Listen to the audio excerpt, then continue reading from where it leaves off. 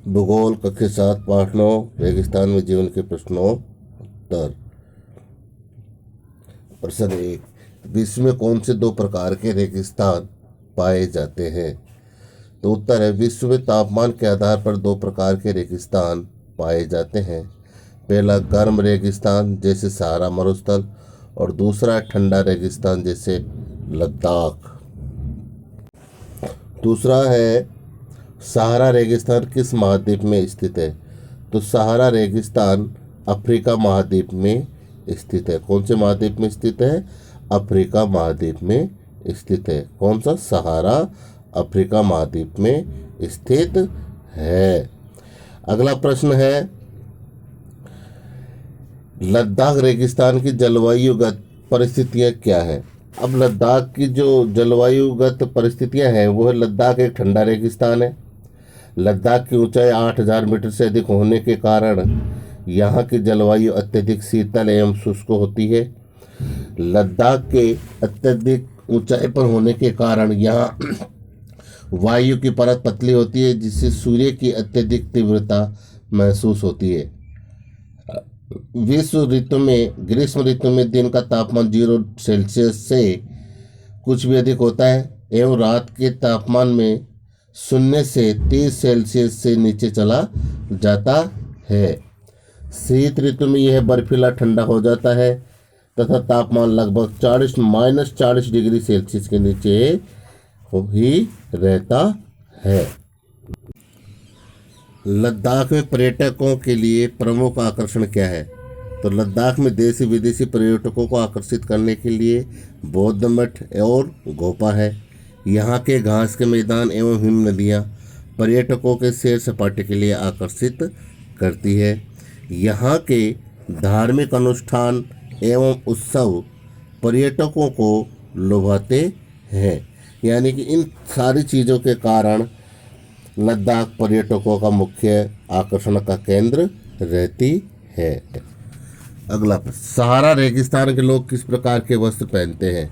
तो सहारा रेगिस्तान के लोग धूल भरी आंधियों एवं गर्म हवाओं से बचने के लिए भारी वस्त्र पहनते हैं। प्रश्न 6, लद्दाख में उगने वाले पेड़ों के नाम बताइए। तो उत्तर, पहला, लद्दाख की घाटी में सरपत एवं पॉपुलर के वृक्ष मिलते हैं। जो सरपत एवं पॉपुलर के वृक्ष जिनसे क्रिकेट के बैट बनाए जाते हैं। दूसरा है, ग्रीष्म ऋतु में यहाँ सेब, खुबानी एवं अखरोट के वृक्ष मिलते हैं। अब सही का उत्तर चिन्हित कीजिए। सहारा अफ्रीका के किस भाग में स्थित है? तो सहारा अफ्रीका के उत्तरी भाग में स्थित है। दूसरा, सहारा किस प्रकार का रेगिस्तान है? तो सहारा गर्म प्रकार का रेगिस्तान है। लद्दाख रेगिस्तान के अधिकांश निवासी, जो लद्दाख रेगिस्तान में अधिकांश निवासी वो हैं बौद्ध एवं मुसलमान। रेगिस्तान की विशेषताएं, तो रेगिस्तान यहाँ विरल वनस्पति है, बड़ी मुश्किल से यहाँ पर वनस्पति मिलती है। है, लद्दाख में हेमिस प्रसिद्ध है। तो लद्दाख में हेमिस बौद्ध मठ के लिए प्रसिद्ध है। अगला है छठा, मिस्र निम्नलिखित फसल के लिए प्रसिद्ध है। मिस्र किसकी कौन सी फसल के लिए प्रसिद्ध है? वो है कपास की फसल के लिए प्रसिद्ध है। अब निम्नलिखित स्तंभों को मिलाकर सही जोड़े बनाएं। अब पहला है मरुद्यान। मरुद्यान किससे संबंधित है? जल के साथ गर्त। बेदुइन है सहारा से। तेल लीबिया से। ग्रेगी हिमनद से। और लामायुरू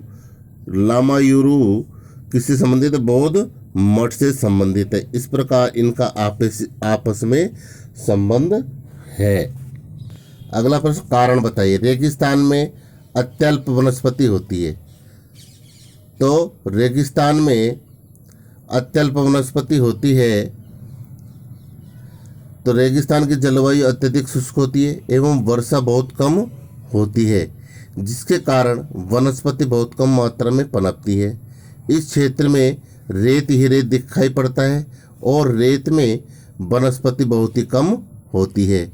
इसके अलावा रेगिस्तान क्षेत्र के कुछ भागों में नग्न पर्वत पठार पाए जाते हैं। यहाँ नग्न चट्टानों में भी वनस्पति बहुत कम पाई जाती है, इसलिए रेगिस्तान में अत्यल्प वनस्पति होती है। सहारा रेगिस्तान के लोग भारी वस्त्र पहनते, कारण क्या है? तो इस क्षेत्र में धूल भरी आंधियाँ चलती है, साथ ही दिन में तेज गर्म हवाएं भी चलती है, रातें अत्यधिक ठंडी होती है। अतः इन सभी कारणों के से सुरक्षा हेतु यहाँ के लोग भारी वस्त्र पहनते हैं। क्यों पहनते हैं? धूल भरी आंधियाँ चलने के कारण और तेज हवाएं चलने के कारण, रातें ठंडी होने के कारण यहाँ के लोग भारी वस्त्र पहनते